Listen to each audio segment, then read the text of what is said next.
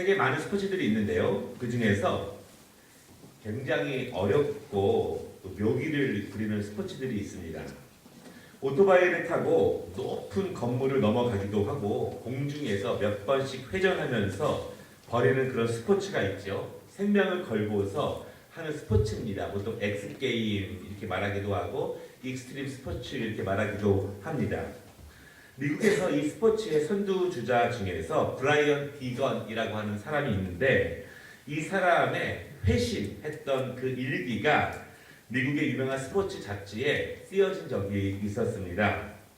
이 사람은요, 1997년 메탈 물리사, 프리스타일, 모토크로스 이런 오토바이로 경기를 하고 쇼를 하는 또 대회를 치르는 그런 팀을 만들었습니다. 그리고 이 디건이 그 이후로 8년 동안 정말로 많은 경주에서 우승을 하고 또한 멋진 모험들을 선보였는데 이 팀을 더 유명하게 만든 것이 있었는데 무엇이냐면 자신의 신체에 상해를 입히고 무서운 문신을 하고 또 폭력과 술 그리고 마약과 나치 문양 그리고 패싸움 등을 하면서 사실은 많은 젊은이들과 사회에 어둡고 나쁜 면을 이렇게 많이 보여준 그러한 사람이고 그러한 팀입니다. 한마디로 문제아들이죠. 그런데 이 디건이 그리스도인이 되었다고 하는 것이 이 스포츠 잡지에 실린 거예요. 그 신문에 보면은 그와 인터뷰를 통해서 그가 어떻게 그리스도인이 되었는가라고 하는 거에 대한 세 가지의 배경이 설명되는데 첫째로 그 디건의 여자친구가 임신을 하게 되었습니다. 그런데 그 여자친구가 아이를 낳아서 키우겠다고 고집을 부리게 됩니다. 두 번째는요. 2006년에 X게임을 하다가 오토바이를 타고 뒤로 공중돌기를 시도하다가 넘어졌는데 목숨을 잃을 정도로 큰 부상을 당하게 됩니다. 그러면서 수개월을 병원에서 치료를 받는 경험을 하게 됩니다. 마지막으로는 이런 일들을 경험하면서 여자친구가 디건에게 함께 교회에 나가도록 간절하게 요청을 하게 됩니다. 그래서 이 디건이 교회에 나가게 되었습니다. 그런데 스스로가 놀란 점이 무엇이냐면 그가 교회를, 기독교를 그렇게 어색하게 느끼지 않을 만큼 어떠한 친근감이 그에게 찾아왔다는 것이죠. 그렇게 신앙생활을 시작하다가 마침내 예수님의 구원을 알게 되고 그리고 자신의 죄를 고백하고 그리스도인이 되었습니다. 그리고 결혼을 하게 되었습니다. 그리고 자녀를 낳고 아이를 키우게 되었습니다. 그러면서 자신의 팀인 이 메타 뮬리사 팀원들을 한 명씩 한 명씩 성경 공부로 인도하게 되고 그리고 그들 모두가 예수님 앞에 고백하는 그러한 역사가 벌어지게 되었습니다. 굉장히 거칠었고 굉장히 사나웠던 이 디건이라고 하는 사람이 그렇게 예수님을 믿는 사람으로 변화가 되게 되는 것입니다. 그런데 왜 그렇게 자기가 변화되어야 하는가? 왜 예수님이 필요했는가? 왜 예수님의 은혜에 힘입어서 그가 새로운 사람이 되어야 하는가에 대한 인터뷰를 또 했는데 이렇게 말합니다. 첫째, 나에게는 키워야 할 아이가 생겼고 나는 그 아이의 본이 되어야 했습니다. 두 번째, 나는 더 성장해야 했습니다. 나는 한 명의 인격체로서 더 성장을 멈추지 말아야 한다는 사실을 깨닫게 되었습니다. 세 번째, 나는 남편이 되었고 나는 아버지가 되어야 했습니다. 그래서 나는 더 좋은 남자가 되어야만 합니다. 라고 하는 그러한 고백입니다. 디건은 그 전에는 진정한 남자다움이라는 것이 거칠고 사납고 폼나고 그러한 것이 진정한 남자다움이라는 것이라고 생각을 했는데 성경 공부하고 기도하고 신앙생활을 하면서 진정한 남자다움이라는 것은 현명한 남편이 되고 모험이 되는 아버지가 되고 하나님 앞에서 경건하게 서는 남자가 되는 것이 진정한 남자가 되는 것이라는 것을 깨달았다. 그렇게 고백을 합니다. 그러면서 스스로 아직도 부족하기 때문에 계속 더 정진해 나아가야 하는데 하나님의 말씀과 그 말씀을 적용하는 것으로 진정한 남자가 되는 것으로 정진해 나아간다. 그렇게 고백을 하게 되었습니다. 우리 남자분들이 계시죠. 그런데 진정한 남자를 향한 하나님의 뜻이 있습니다. 하나님께서는 우주 만물을 창조하시면서 지구 안에 하나님의 형상을 가진 유일한 피조물들을 만드셨는데 바로 남자와 여자입니다. 단 두 종류의 인간만 만드셨습니다. 그리고 그 가운데에서 남자를 먼저 만드신 이유가 분명히 있다라고 하는 것입니다. 우리 남자들이 남자다움의 의미를 어디서 찾느냐? TV를 보고 따라하거나 외적인 것으로 남자다움을 취하거나 아니면 자기의 목적과 이해에 따라서 남자다움이 변하는 것이 아니라 남자다움이란 남자를 만드시고 남자라고 하는 이름을 명명해 주신 창조주 하나님의 뜻을 바르게 이해하고 그렇게 살아가는 것이 진정한 남자다움이라는 것을 우리 남자분들은 믿으시기 바랍니다. 여자분들도 믿으십니까? 예. 두 가지로 말씀을 드리겠는데요. 첫째, 인간은 특별하다. 여러분, 인간은 특별합니다. 우리 자신이 인간이죠. 그리고 세상에는 너무나 많은 종류의 인간들이 있어서 우리는 인간에 대해서 잘 모를 때가 있습니다. 그리고 우리는 잘 모르기 때문에 인간의 존재에 대해서 쉽게 생각하거나 어떠한 사람을 천하게 대하거나 무시하는 경우가 있는데 사실은 인간은 아주 특별한 존재입니다. 창세기 2장 7절에 보면은요, 그 인간의 특별함이 나오고 있는데 두 가지의 특별함이 있습니다. 첫째로는 하나님께서는 다른 피조물들은 직접 손으로 만들지 아니하시고 말씀으로만 만드셨는데 사람은 직접 손으로 빚으셔서 만드셨다라고 하는 것입니다. 여러분, 우리가 다른 피조물들을 존중해야죠. 자연을 사랑하고 동물을 사랑하는 것이 맞습니다. 그런데 그런 다른 피조물들보다 결국 사람이 더 우선하다는 사실을 믿으시기를 바랍니다. 사람이 피조물보다 더 못하지 않다는 거예요. 사람이 더 우선한다는 것입니다. 두 번째 인간의 특별함은 무엇이냐면 하나님께서는 인간에게 생기, 그분의 호흡을 직접 불어 넣어 주셨습니다. 인간은 단지 수많은 피조물 중에 하나가 아니라 하나님의 그 생기, 영적 호흡을 가지고 있는 영적 피조물이라고 하는 사실을 우리가 다시 한번 기억해 보아야 합니다. 여러분, 피조물들은 영혼이 없습니다. 이 땅에서 끝입니다. 그러나 하나님의 영적 호흡을 가지고 있고 생명을 가지고 있는 인간은 하나님이 친히 빚으신 인간은 영적 생명이 있다는 사실을 우리가 믿어야 합니다. 그것이 인간의 특별함입니다. 우리는 그러므로 우리의 육체는 노화가 되고 죽기도 하고 이 땅에서 마무리가 되지만 우리는 그 영적 호흡 때문에 생기 때문에 우리는 영원한 생명을 가질 수 있다라고 하는 것입니다. 여러분, 그런데 그 인간의 특별함이 언제 드러나는가라고 하는 것입니다. 인간의 특별함이 언제 드러나는가? 그것은 창조주 하나님과의 바른 영적인 삶을 통해서만 드러날 수 있다라고 하는 것입니다.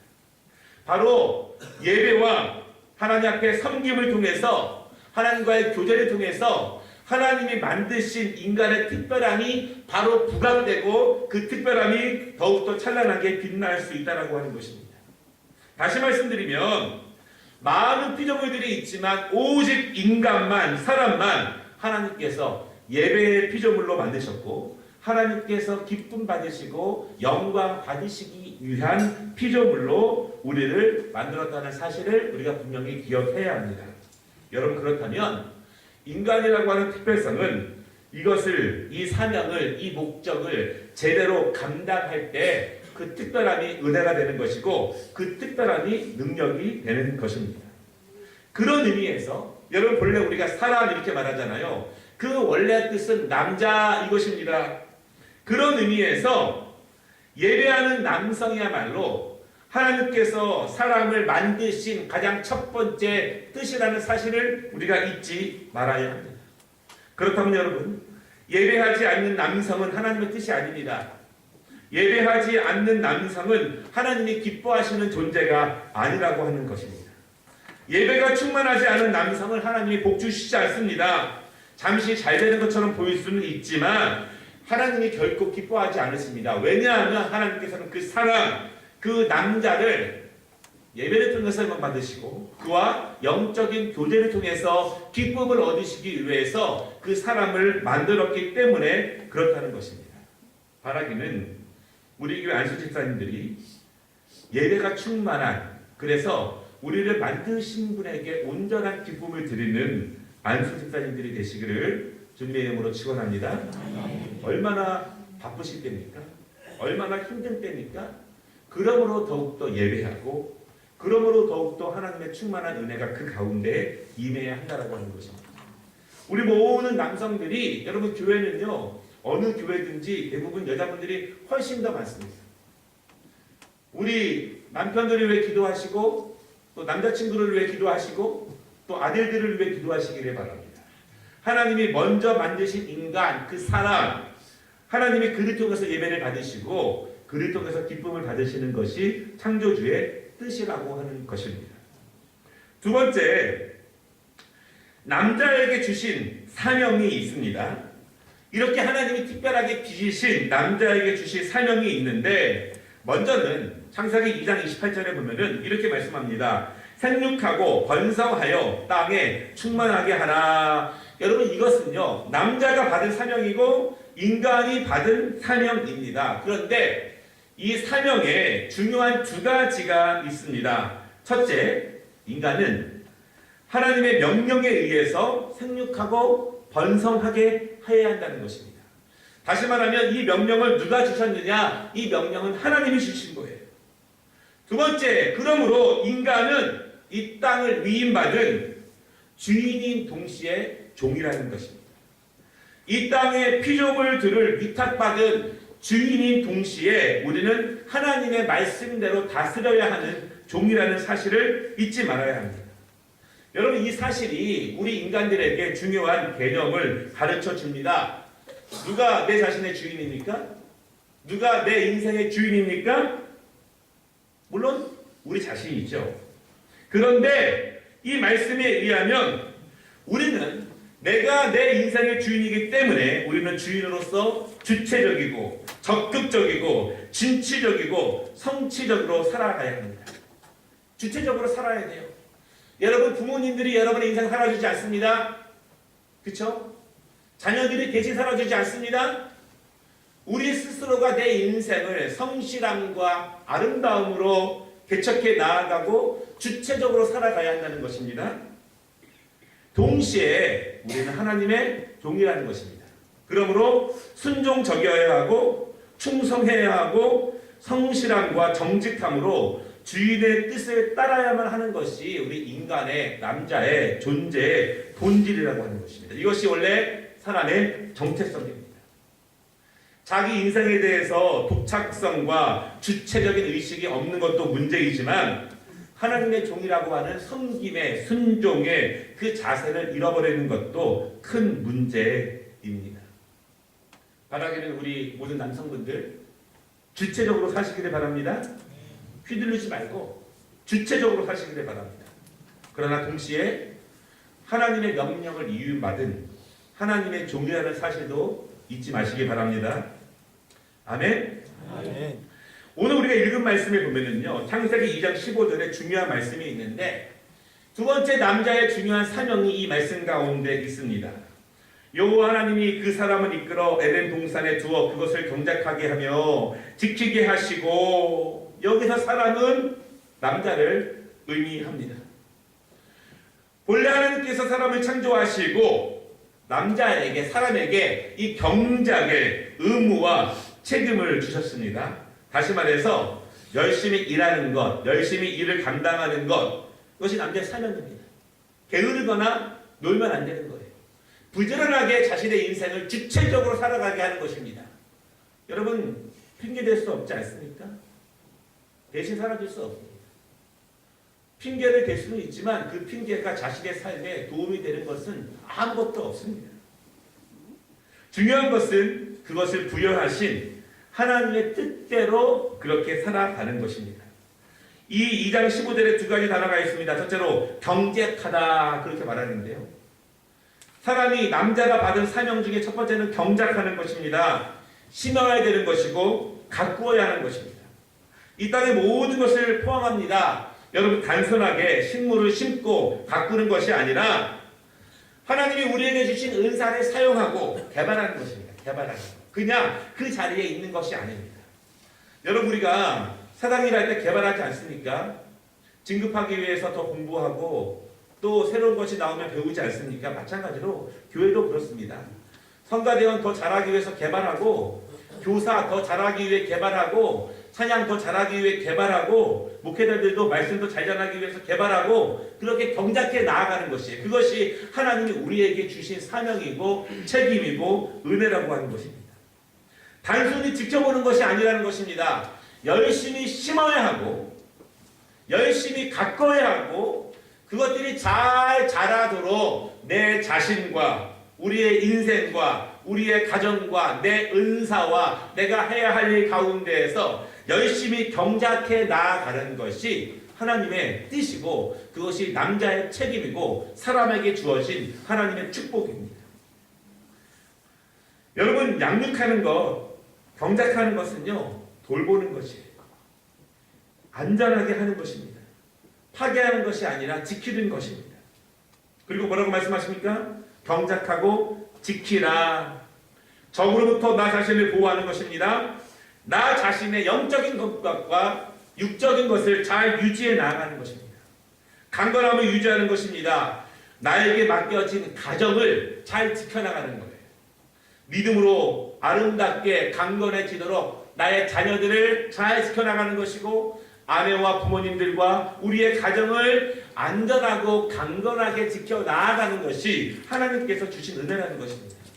가정을 소홀히 하거나 자녀들을 소홀히 하거나 가장으로서의 책임을 감당하지 못하는 것은 하나님이 주신 뜻대로 살아가는 모습이 아니라는 것입니다. 여러분 잘 지키기 위해서는요 강건해져야 합니다. 남자들이 강건해져야 합니다. 그래야 가정이 강건해질 수 있습니다. 우리가 외적으로 강건한 것뿐만 아니라 영적으로 강건해져야 하고 육적으로 강건해져야 하고 정신적으로 건강해져야 하고 우리의 마음에도 건강을 유지해야 합니다. 그러기 위해서는 우리에게 그 은혜와 책임을 부여하신 그분의 뜻대로 살아가는 것이 그분이 우리에게 강건함을 주시는 방법이라는 것을 믿으시기를 바랍니다. 여러분 남자들이 젊은 분들이 이렇게 몸짱이 되기 위해서 헬스 열심히 하고 왕자도 만들고 근육도 만들고 그렇지 않습니까? 외적인 것보다 더 중요한 것이 영적인 아름다움입니다. 그 정체성이 하나님이 부여하신 그 책임에 입각해서 나아갈 때 감당하는 것입니다. 우리 여러분 회사에서 또한 여러분들이 누구를 이렇게 인도하는 리더십의 역할에 있다면 여러분 그 리더십을 따라오는 사람들이 마음대로 하면 됩니까? 그 역할을 부여하는 리더의 의도대로 나아가야 합니다. 우리도 마찬가지입니다. 하나님께서 모든 남자들에게 이 땅의 사람들에게 부여하신 그분의 뜻대로 나아가는 것이 우리를 강건하게 하는 그 축복의 통로인 줄을 믿으시기 바랍니다. 말씀 마치겠습니다. 진정한 남자가 되는 것은 근육을 키우거나 어떤 거친 면을 강조하는 것이 아니라 멋지게 술 먹고 즐겁게 노는 것을 의미하는 것이 아니라 첫째로 만드신 분의 뜻에 맞게 순종과 책임을 갖는 주체성, 그리고 두 번째 나에게 맡겨진 내 인생, 나의 가정, 나의 직장과 사업장을 아름답고 강건하게 경작해 나아가는 것, 그것이 바로 하나님의 뜻임을 믿으시기를 바랍니다. 우리 안수 집사님 그 일을 기도해 주시고 우리 모든 남성분들이 그 일을 기억하고 우리 모든 여성분들은 가까이 계시는 남성분에게 이러한 은혜가 임하도록 기도하시기를 바랍니다. 기도하겠습니다.